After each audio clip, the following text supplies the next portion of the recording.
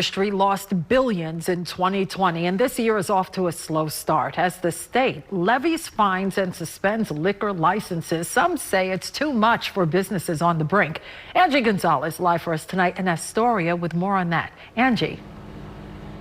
And Cheryl, you may remember that over the summer, this is kind of where all the enforcement began. There were huge parties here in Astoria that started in some of the bars and restaurants and then spilled out onto the streets, catching the attention of the governor and the state liquor authority, as well as the New York City Sheriff's Office. The state liquor authority saying now that months after the pandemic began and since these rules have been in place, that there is just zero tolerance for people who break the rules. But business owners, they are really just asking for some leniency. It's no secret restaurant and bar owners have been hit hard by the pandemic. Some establishments have lost more than just revenue, but a revenue maker, their liquor license. According to the latest numbers from the state liquor authority, released in early December, almost 300 businesses across the state had their liquor licenses suspended amid the health crisis. SLA records also show businesses have paid tens of thousands of dollars to get their licenses back.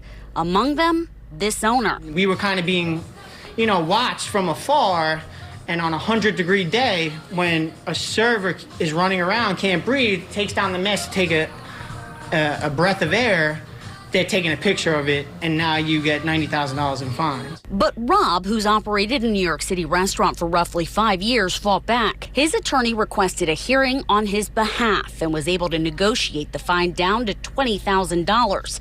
It was far less than the initial $90,000 fine, but Rob also had to pay his attorney. He says it was a punch to the gut at a time when they're just barely hanging on. Rob McKay with the Queens Economic Development Corporation says it's a story he's heard before.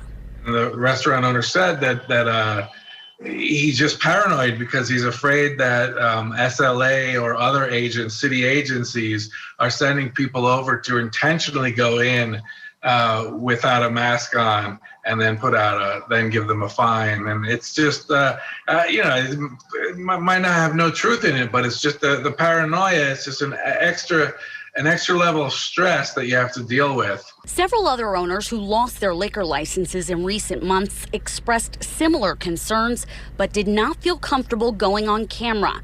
They did say they believe the SLA could have cut them a break for what they deemed to be minor infractions. An immediate suspension of an alcohol license, which means a bar or a restaurant that are violating the rules could have an immediate suspension of their license. A spokesperson for the state liquor authority also said, quote, every licensee is given the option to argue their case at a hearing before an independent administrative law judge, with a translator available if requested. Some say that there are owners who are afraid to do that. I think people are afraid. I don't think we should be afraid of the SLA. I think we should work with the SLA. I think the SLA should work with us. The executive director of the New York City Hospitality Alliance suggests there is a solution. He's proposing a regulatory framework that includes a, quote, warning system for first-time violators, which also provides, quote, an opportunity to fix a violation before immediately fining them and suspending their license. And Cheryl, while about 300 establishments have actually had their liquor licenses suspended, the SLA has issued about 2,000 charges against violators. Now we know that they've paid a range of between $2,000 to $35,000 in order to have those charges resolved. In Astoria, Queens, Angie Gonzalez, New York 1. Cheryl, back to you. Hey, Angie, thank you for that. There's